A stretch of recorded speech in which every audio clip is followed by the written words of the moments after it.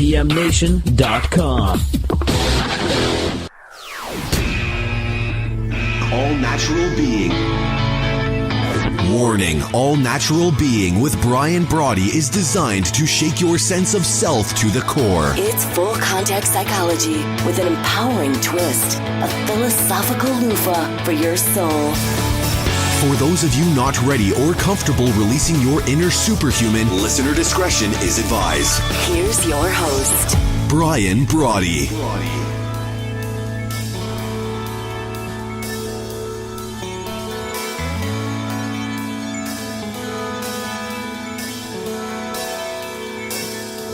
Welcome back. Another big week here at All Natural Being. I'm Brian, as the host says. Thank you for joining me. The number one rated morning show on IPM Nation. And as you know now, if you've been listening for a while, if you're just tuning in, you should know that the reason this show is number one and staying number one is because it's a show about you. End of discussion. That's it. It's a show about you. Now, maybe not the normal, conditioned, habituated you that you've been settling for of late, but the real you, the true you, the authentic you, the all-natural you. And I'm fired up to do it every day. We're here Monday through Friday, 7 a.m. Eastern, replay on IPMNation.com at 11 a.m. Eastern, and again at 8 p.m. Eastern. And, of course, we're on iTunes, soon to be iHeartRadio. We're working on that. And I'm thrilled to be here because it's really a great gig, I got to tell you. Working on upgrading your understanding of who you truly are. Great gig. Great gig. I can't think of a better way to jumpstart my day than going, hey, just for the record, before it gets away from you, just remember who you are at your core. Henry David Thoreau once said, to be awake is to be alive. When William James, compared with what we ought to be, we are only half awake. So then this whole thought of being awake to what? It's like, well, I seem awake. I got out of bed, walking around life. I seem like I'm not asleep.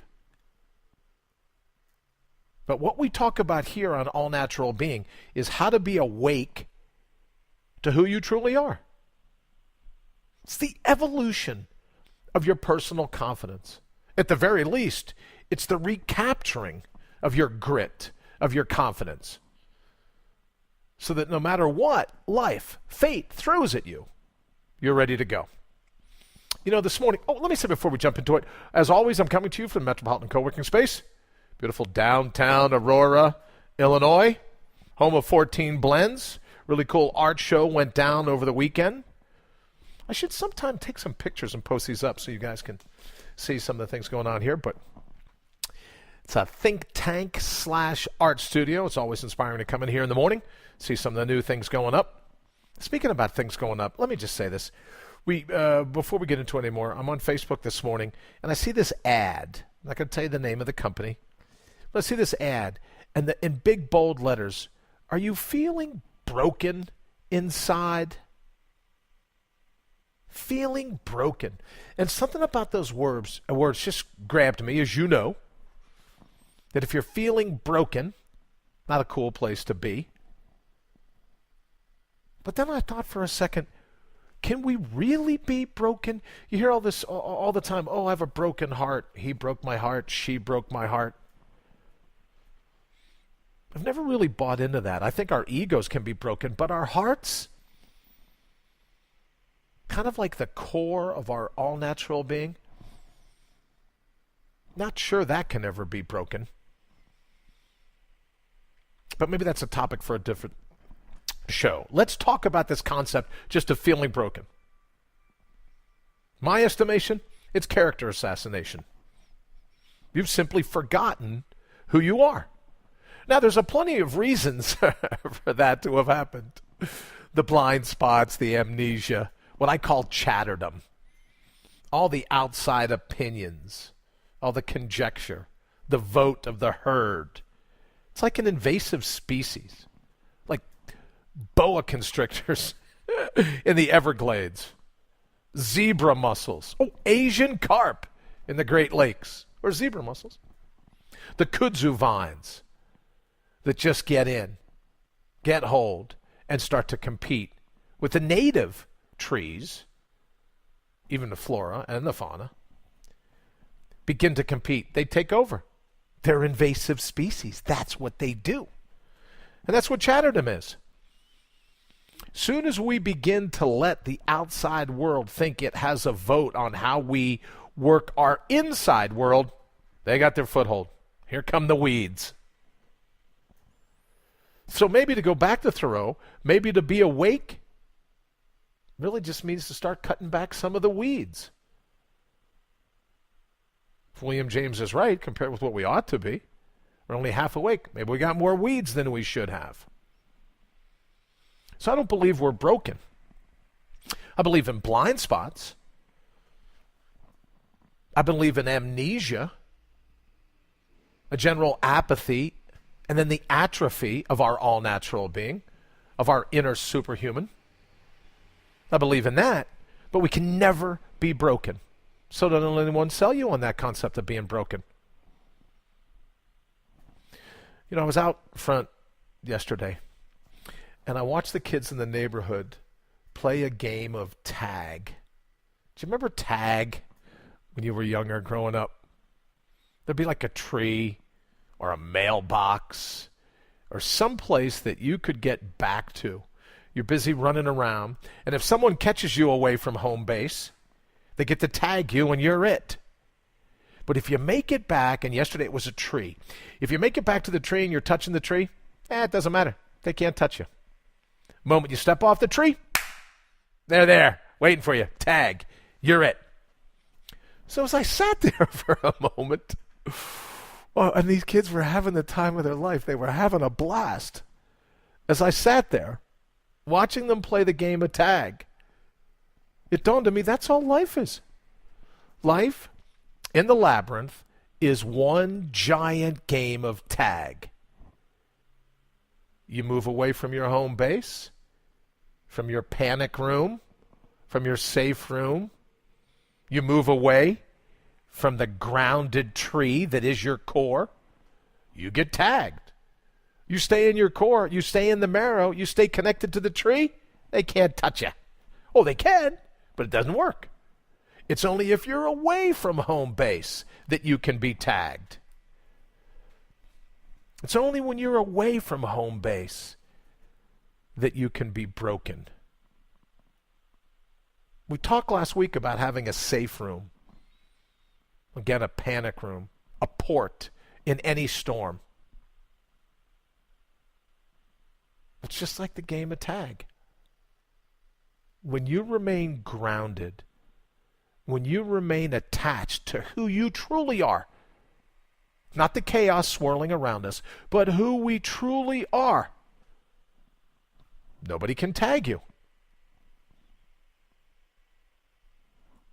Which makes me think of today's anaerobic aphorism. Smile. And we really should, because there is no such thing as a fundamental insecurity.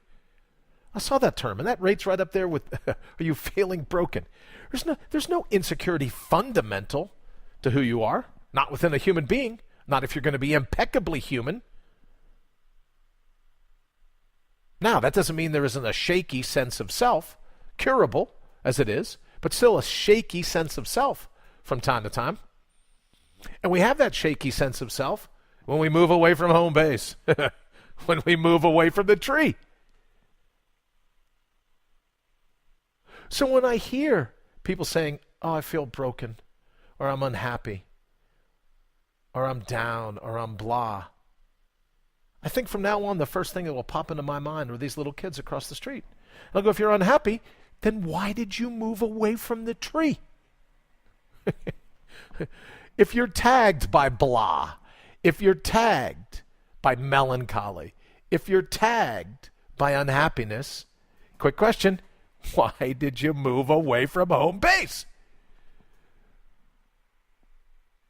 When we move away from home base, we get tagged, and we turn around and go, can you believe what crappy luck I have? I got tagged. Well, you moved away from home base. The more I sat there, I just had to, as you should know, I laugh at myself more times than not. It's a wonder I make it through any day. So I sat there going, it really is that simple. Now someone will go, oh, so you should tell me his life is a game of tag. Yes, that's exactly what I'm going to say.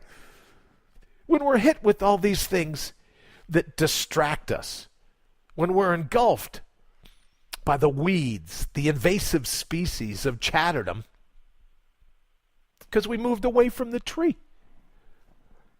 We got tagged because we left home base. We got tagged because of our own character assassination. We were offended because we believed we were offendable. We're broken because we believe we're breakable. But in your core, in your heart, oh, I have a broken heart. No, you don't. You don't. Never have. Now, I've had all kinds of situations where I've had a broken ego where, oh, I can't believe they did this to me. I can't believe they broke up with me. I can't believe they left me. For anyone listening,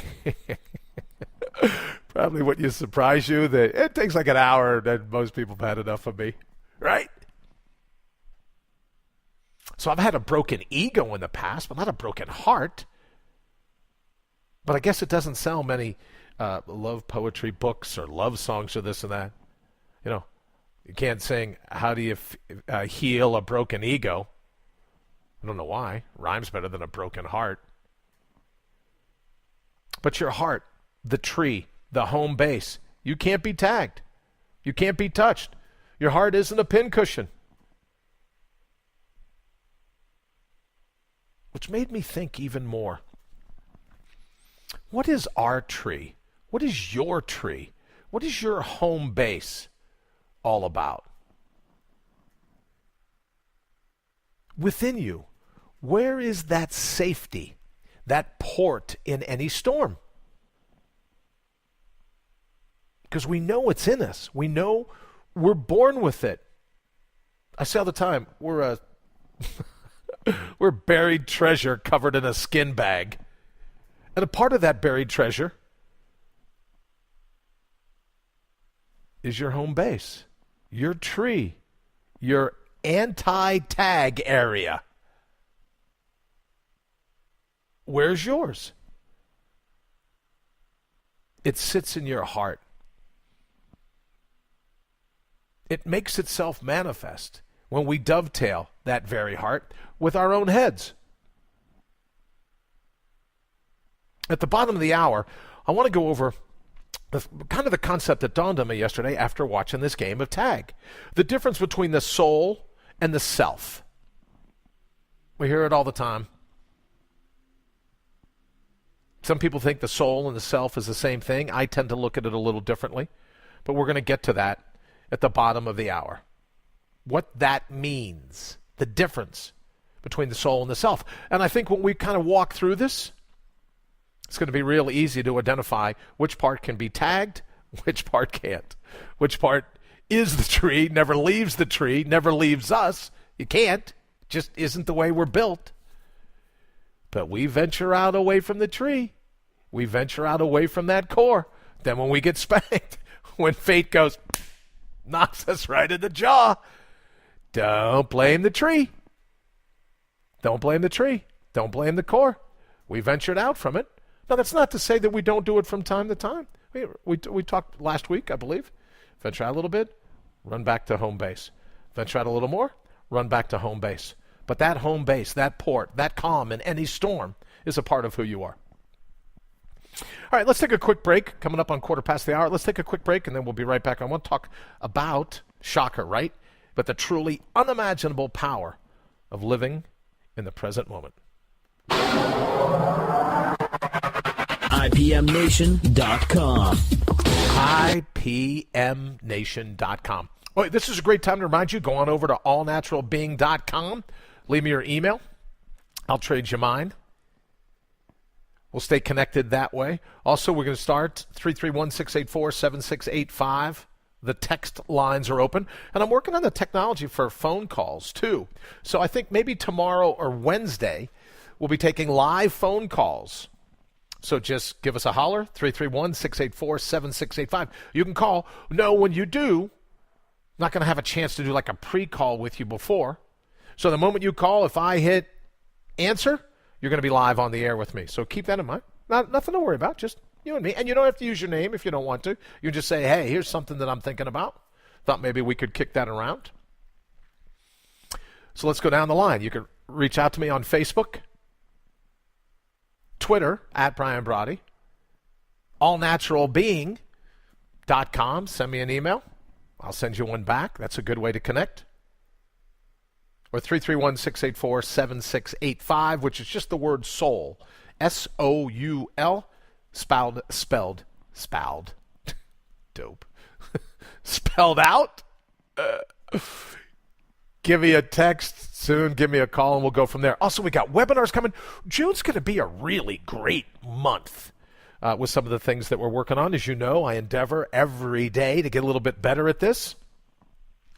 So I'm learning some more of the technology. You know, I bought a couple new cables yesterday to make the transition a little smoother. So I'm working on it. Having the time of my life. All right, so as promised, let's talk about the now. Why is it that I'm always harping on the truly unimaginable power that is the present moment, that is the now? It really boils down to the difference between presence and prejudice.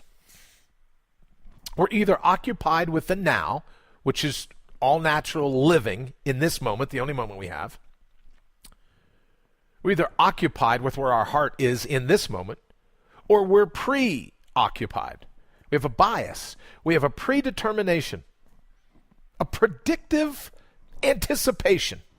We don't have presence. Presence is what's going on right now.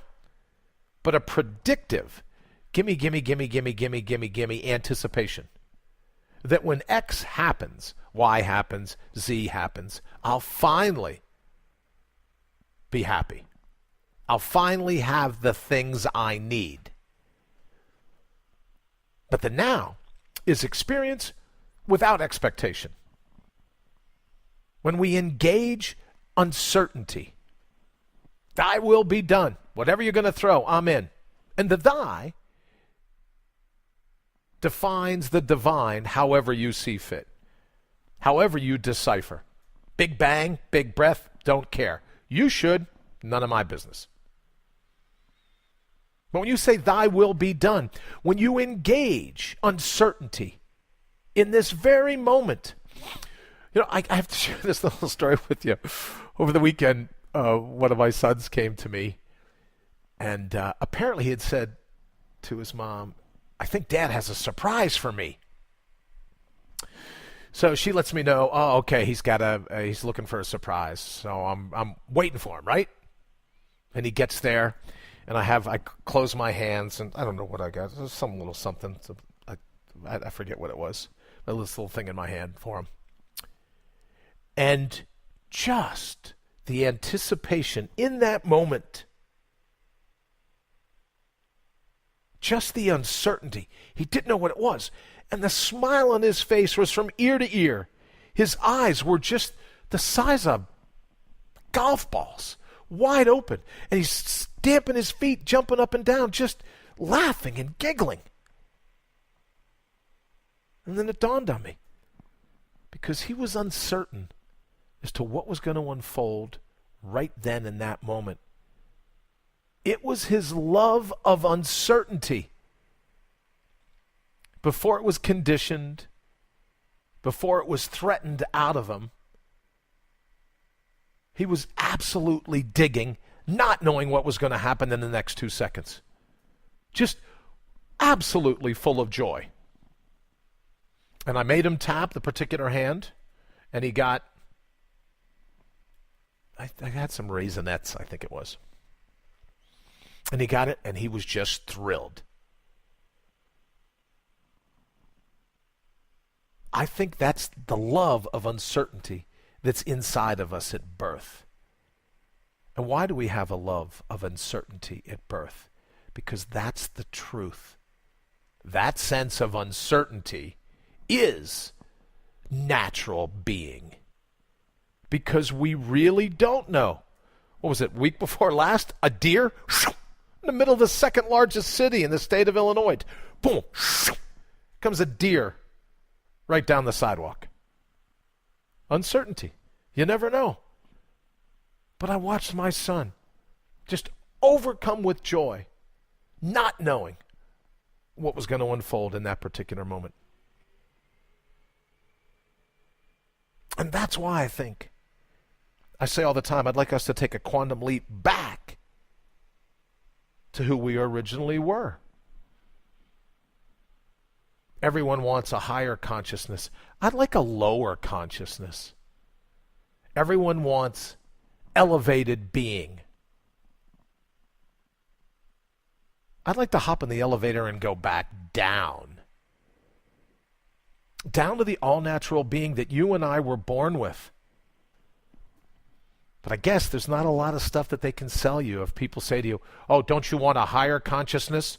I can show you how. No, I'm very comfortable with my lower consciousness. I'm very comfortable with who I was before all the kudzu vines, before all the chatterdom,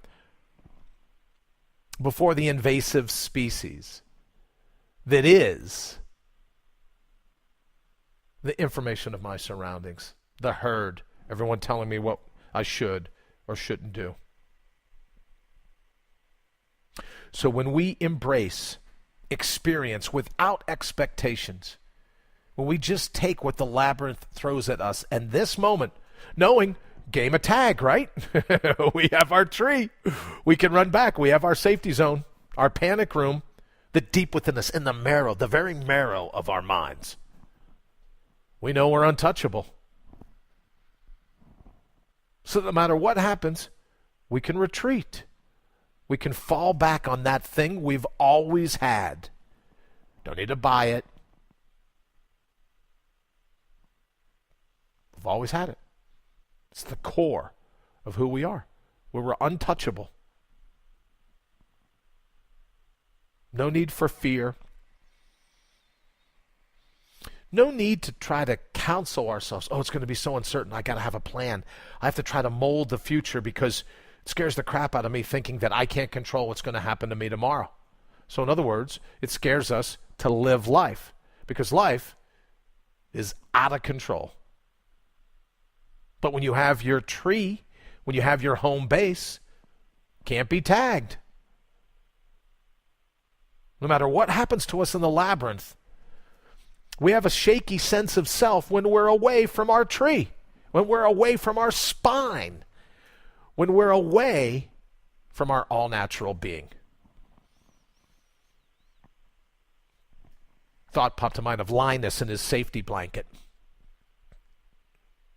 in the Charlie Brown cartoons. We all have our safety blanket. It's our core. It's our heart. Heart can't be broken.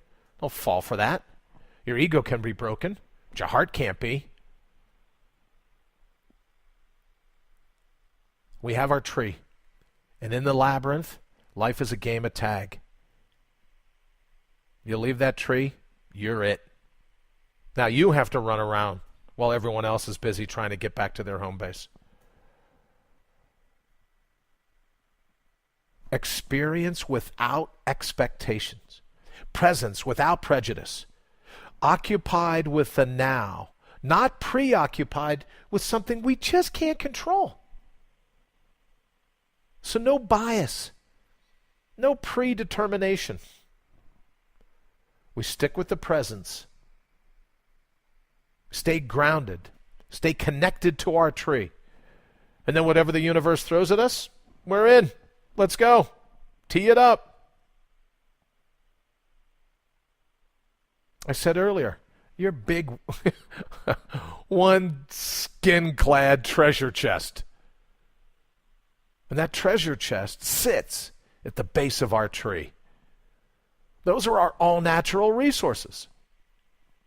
Those are the things that we can tap into and use whenever we see fit. That tree, that home base, that's the homeostasis of head and heart.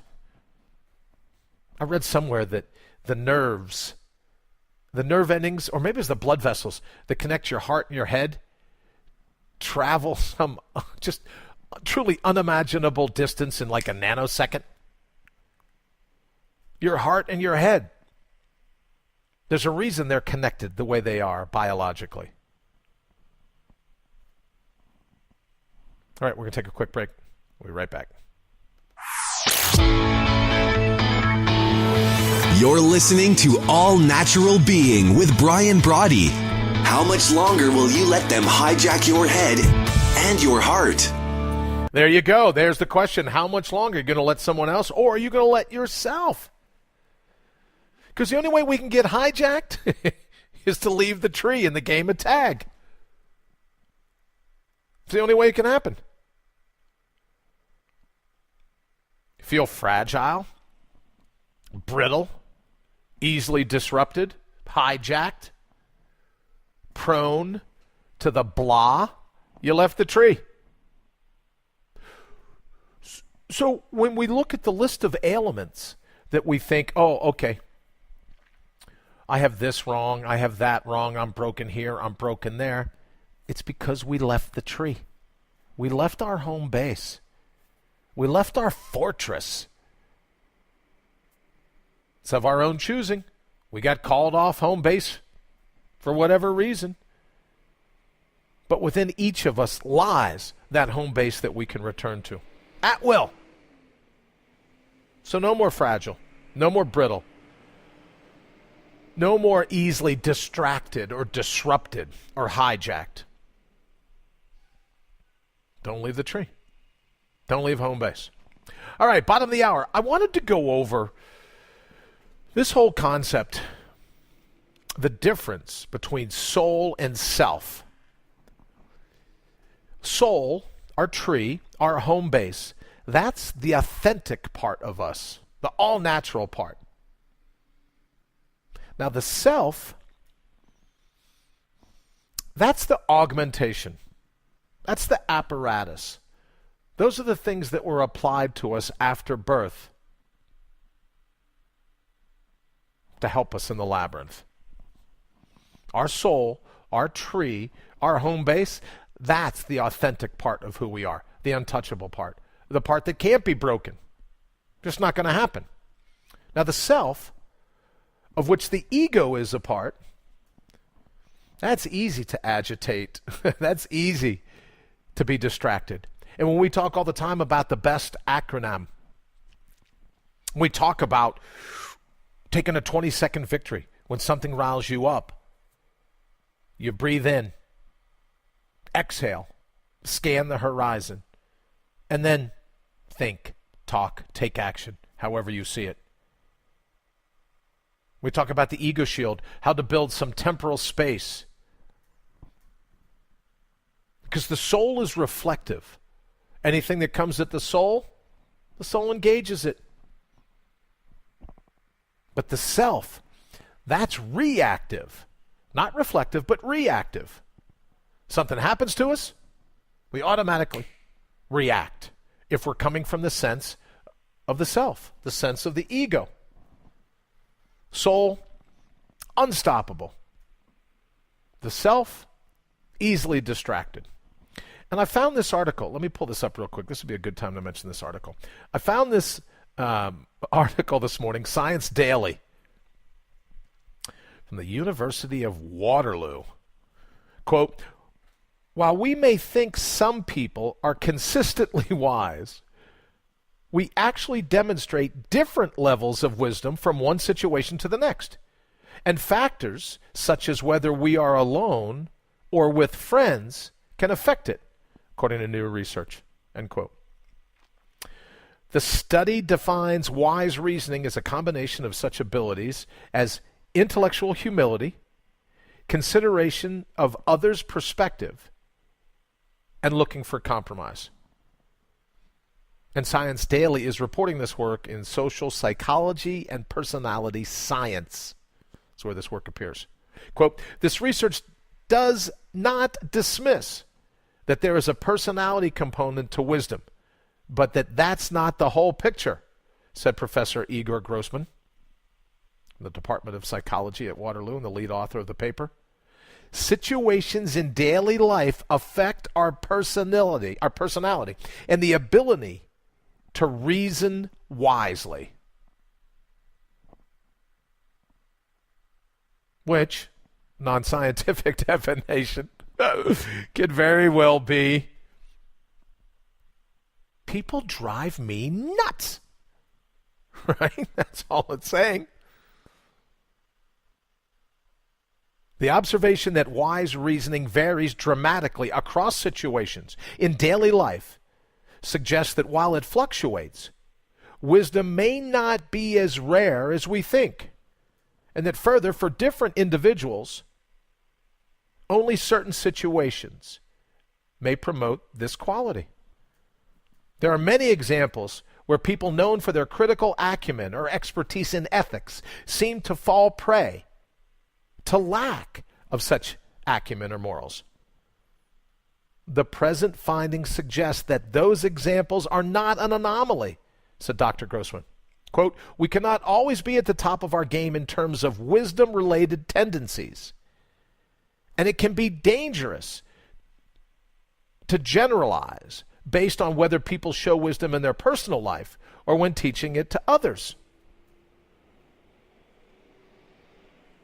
By examining conditions and situations under which people may or may not show wisdom in their lives, researchers and practitioners may learn more about situations promoting wisdom in daily life and recreating those situations.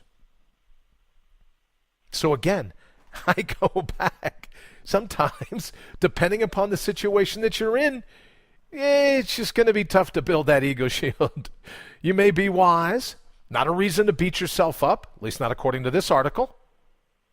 No reason to beat yourself up if the ego shield is a little thinner. And as I said, some people just drive me bananas. Does that ever happen to you? Cruising along, nice, peaceful day. Everything's, all aces. Then you'll bump into someone and you'll go, how did I get derailed that quickly? Good news. That's what makes us human. And as I say all the time in our self-help industry tactics section, oh, wouldn't it great to be enlightened, so I'll be above the fray? We're not above the fray. Yeah, I'll get to be an angel soon enough. Not to worry. But while we're here, we're human. Sometimes we have a shaky sense of self. Sometimes we let people get through to us. But they never get through to our soul. Because our soul is fundamental, and therefore fundamental insecurity does not exist. Now yourself, your augmentation, your training wheels, your water wings, your spackle, the things put on you, early stages of your life, your apparatus, that can be agitated. But your all-natural being is authentic. That's your core. That's your port in any storm. And then outside of that is the ego. Those parts of the self that leave themselves susceptible to chatterdom, to the herd, to the craziness. This is a normal, everyday life. Remember that the soul is reflective. It's the self that's reactive. The soul is wise. The self, every so often people can get to us. Does that mean that you lose everything that you've worked for in terms of your all-natural being? Absolutely not. You know better than that.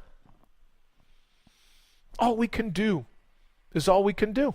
And in those moments, when the ego shield is a little thinner, perhaps than we want, when we feel as if we have a shaky sense of self, Breathe in, exhale, check your 6, scan your horizon, and then think, and then talk, and then take action. Doesn't mean we have to abandon everything we've worked on to date. Some people just drive you bats. Believe me, I know. But that doesn't mean we abandon the good work of cultivating our all-natural being. We can't be wise around the clock, according to Dr. Grossman. Which is one of the studies when you read it, you just go, well, duh. Right? The study defines wise reasoning as a combination of such abilities as intellectual humility, considerations of others' perspectives, and looking for compromise. There are just some people you can't talk to. Some people who cause our wisdom to take teeny tiny time out. Doesn't make us wrong. Doesn't make us less than perfect at our core.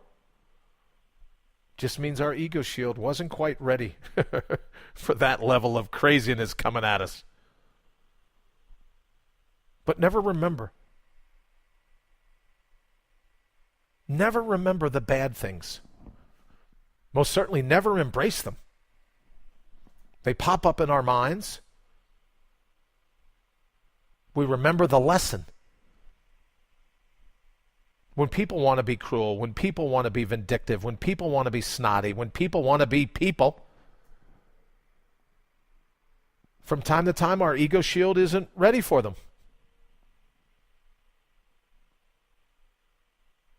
So we fall back to our tree. In the great big game of tag, we simply remember who we are, the authentic portions of ourselves, not the augmented. There's no such thing as a fundamental insecurity, only a shaky sense of self. And if we use a shaky sense of self from time to time as a training tool to remind us, oh wow, I didn't see that coming, but we work that in to our experiences, those are things that we can remember. Never remember the negative. How does it benefit you to carry that baggage into the present? We start every moment grounded in our soul. We start every moment with the ability to be reflective, not reactive. Not reactive to what other people attempt to do to us. That's why in the anaerobic aphorism we talk about smile. Because it's in you to be bold. It's in you to be bulletproof. It's in you to be untouchable. That never leaves. The best parts of you are unbreakable. Never forget it. We'll be right back.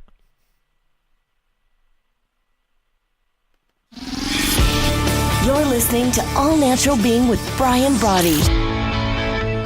Because it's never too late to take your life back. There you go. Every chance is the perfect opportunity for a second chance in working at this. Now, the ego doesn't want you believing that. All the different proof that it can build up going, nah, this is crazy. You got to have goals. You got to do this. You got to do that. You got to be reactive to everything life throws at you. Or you could play, as it is, the game of life, which is tag, and remember that you have a home base that's untouchable.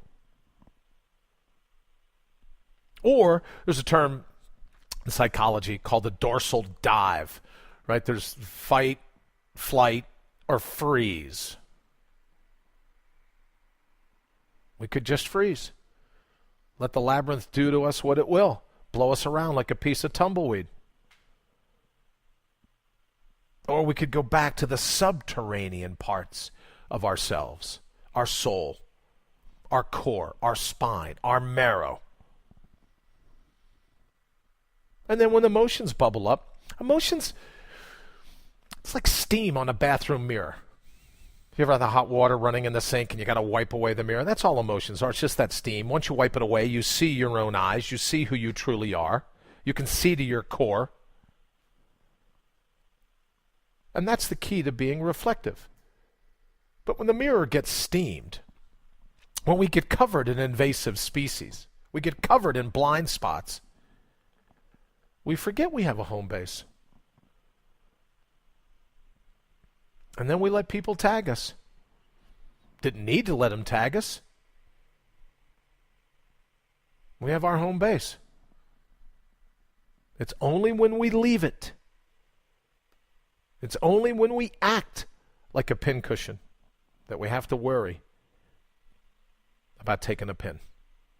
All right, here was another story. Newswise. This is from the American College of Occupational and Environmental Medicine. It talks about occupational complexity linked to better cognitive performance. And it's a long article, but here's the gist. Use your mind. Use your brain. The more you do, the more it'll be there for you. The more you're there for it to put it through its all natural paces. Remember, neurons dig the new. Oh, but I can't try new things. I like to stick. I don't want to try anything new. I like the static quo. But remember, fear is nothing more than an invitation. Let me ask you, you ever wonder if our fears are really our friends? That our fears know, some of them at least, our fears know exactly what we need in order to make the next left, right, up, down, pivot, swerve, the next shift in the labyrinth.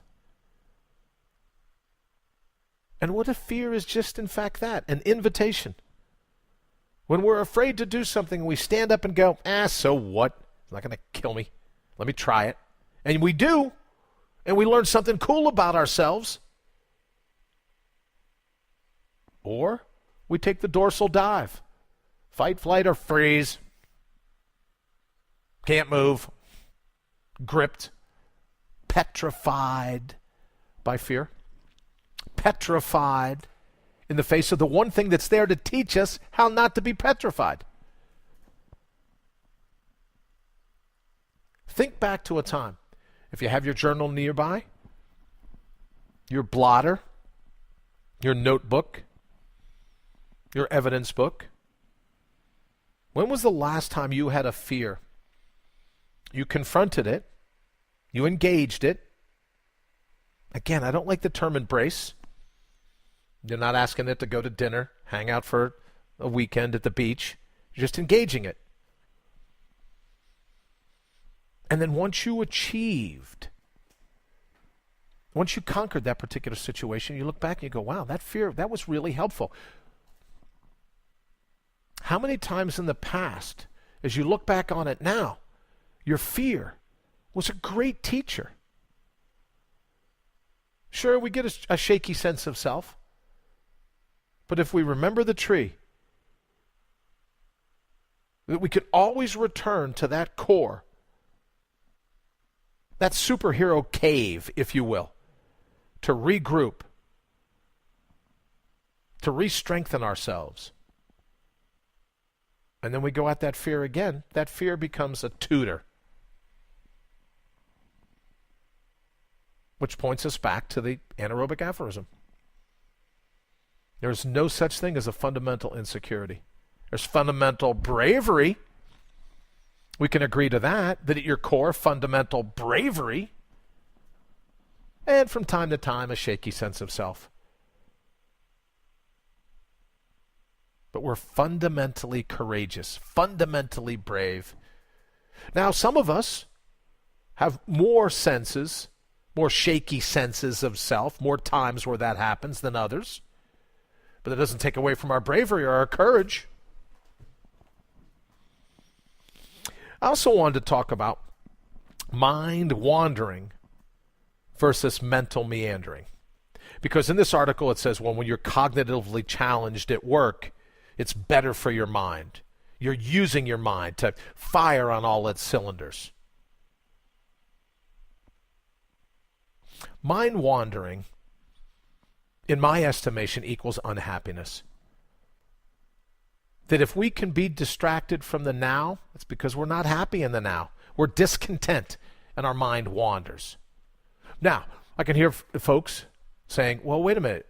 You said before, these thought experiments, these are good things to do. Well, that's the difference between mind wandering. You just want to be anywhere but here. Or mental meandering. Now, with mental meandering, that's the thought experiment. That's when you let your mind run wild. Not because you're unhappy where you are. It's just that in this moment, your mind is up for the hunt. These meanderings are what the mind was built to do. But mind wandering, that stress that comes from looking into the future and worrying about what may or may not unfold. Where did I see? Was it fear is false expectations appearing real? I forget who the author is, so I apologize. Mind wandering, it's because we're unhappy. We're distracted because we can be. We're not at home base. We're not connected to our tree. Mental meandering, totally different. We remain connected to our tree, but those are the thought experiments. That's when we use our minds. That's when we head into the labyrinth, looking for the fingerprints of providence, looking for the clues, the cognitive cairns of what we're supposed to do next. And the coolest of all things that have been brought about, neuroplasticity in a nutshell, the coolest of all things that have been brought about by neuroscience is that our focus, our attention, our thought process, our focus fashions our brain. What we think about, what we recognize, resculpts the actual neurons in our brain. So we can use our mind to tool, to build, to sculpt the brains that we want. And I know a lot of people have been thinking, how is that possible? Your focus fashions your brain. Where you put your attention alters the very essence, the very nomenclature, the very wiring of your brain. Now, there's a good and bad in that, yes? If we focus on all the negative stuff, what happens to our brain? Our brain's wired for negative. Oh, that's bad. That's going to be bad. That's going to hurt. That's going to sting. That's going to be brutal. But when we close our eyes, when we breathe in, when we exhale, when we scan our situation, check our six, sense where we are, then we think, then we talk, then we take action. When we do that, our brain goes, wow, maybe we should redirect some of the neurons over here. Maybe we should rewire our thought process. This is what we're focusing on. Maybe this is the best use of the nomenclature of our minds. So if it's true, and we know it is, that our focus fashions our brain, then what are you and I going to focus on? Let's get to it. Let's do some fashioning of our brains. I think we could focus on the fact that we have a tree in the great game of tag that is life.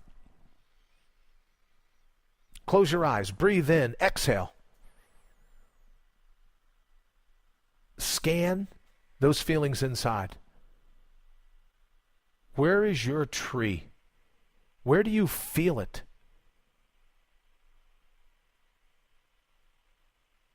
Is your attention in your head, your shoulders, your heart, your gut?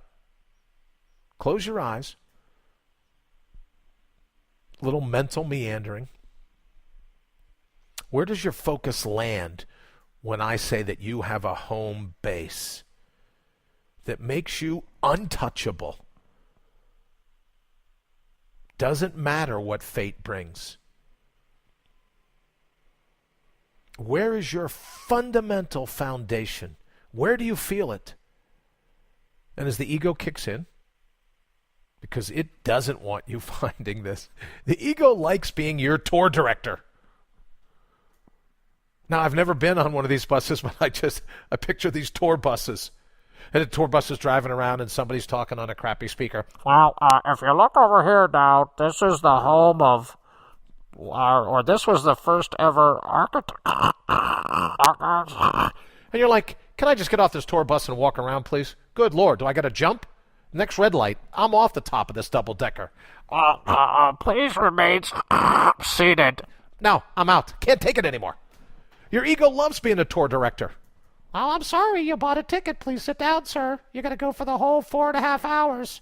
Lifestyles of the Rich and Famous Home Tour. And you're just like, I got to get off this boat. The ego likes being that tour director. It likes hijacking your heart and your head. And when we don't dovetail them, when we don't have our heart and head working in concert, we're fragmented and we're easier to distract. But what if there truly was a bond? What if I'm not full of baloney? What if there truly is a bond between your heart and your head? And that line, that's straight down, that's your tree. If you close your eyes, see if you can feel it. Coming from your mind all the way down to your heart. What if that's the tree? What if that's your root? What if that bundle of nerves is your home base? The homeostasis of head and heart that we spoke of earlier. And the more you focus, the more it fashions your brain. Oh, brother, just thoughts. The thoughts don't do anything. That's not what the neuroscientists tell us. As you know, I'm not a shrink, not a psychologist, not a psychiatrist, not a licensed clinical, social, anything. But I believe the neuroscientists when they say that what you think about, you make real. Not in some Pollyanna self-help industry tactic baloney. Oh, I picture myself on a yacht. Oy. But what we think we make real is all the way at the neuronal level, all the way down to how your brain is formed. So if we're going to breathe in and then exhale and scan that space between our heart and our head. Think about it. Focus on it. Is that where your tree is? Is that where your home base is? Because you and I don't have a fundamental insecurity. We have fundamental bravery. And because people will drive you bats if you let them, then we admit we have a shaky sense of self. So what? I'm still batting 500, 400, 300. We can't bat 1,000 every day. Some people are just good at being aggravating. It's my God. It's like they perfected the art of agitation. It's like they get up every morning realizing that they have the ability to sound like nails on a chalkboard or two styrofoam cups rubbing together. These people are great at being annoying. Come on. I know you want to be compassionate, but you got a laundry list of them. I got like 3 laundry lists of them. But all I can do every day, throw myself back into the fray, back into the labyrinth, try to build that ego shield. Because when the ego wants to be agitated by this people, my soul just sits there, shakes its head. Yeah, I remember back in the day, before the self got all uppity, all crazy, all holier than thou. And the soul just sits there, shakes its head. Nah, what are you going to do? but it sits there untouchable. And it's one of the natural resources that you fundamentally possess. A place that you can retreat to and rejuvenate who you are at your core, your all-natural being. Get yourself ready for the next round of the game of tag.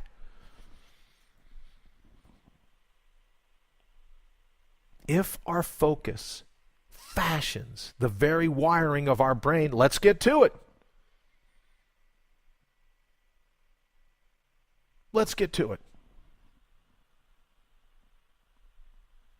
We redefine that relationship between our heart and our head. When we redefine this moment, we can honestly say that it redefines who we are. You want to rewire your brain? Why do it with a crossword puzzle? Good Lord. Something, well, I need to do this to pass the time of day. You want to rewire your brain? You want to do something good? All these exercises, all these supplements, all these things going on now that are saying, oh, this is, this is great for your brain. If it's true that your focus fashions your brain, and I believe it is, then let's use the time we have to make sure that it's wired to work for us, not for our ego. We don't want to be agitated all the time.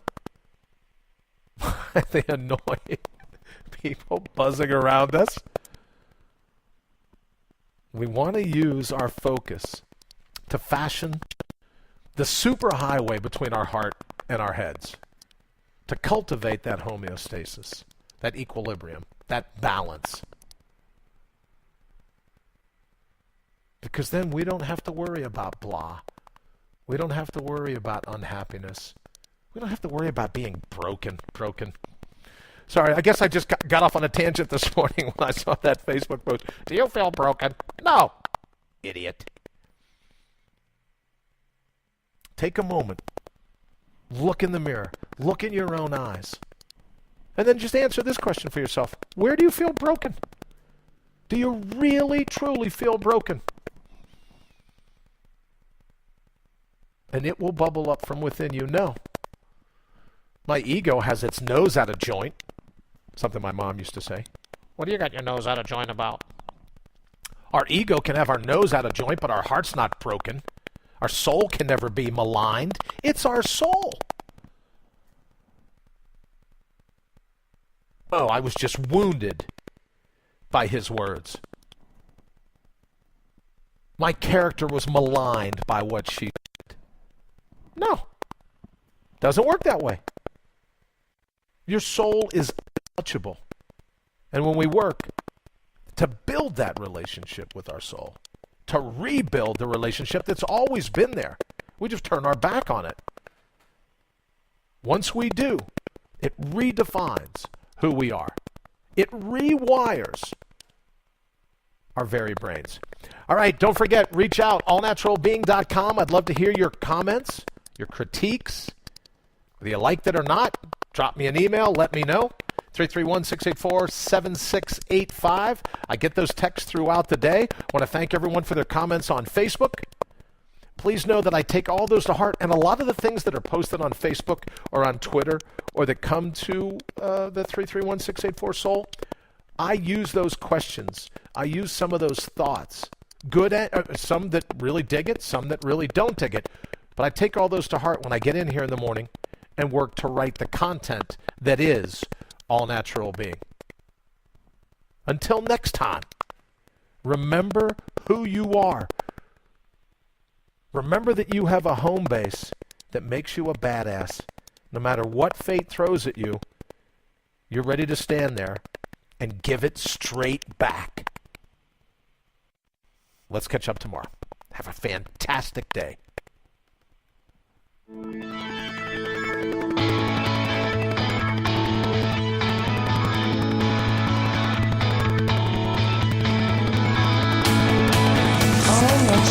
You've been listening to All Natural Being with Brian Brawdy. Join us live every Monday through Friday, 7 to 8 a.m. Eastern.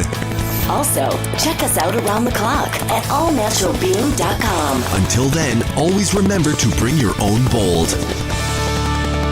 Oh, you ever had those situations where you go, oh, I wish I would have said that?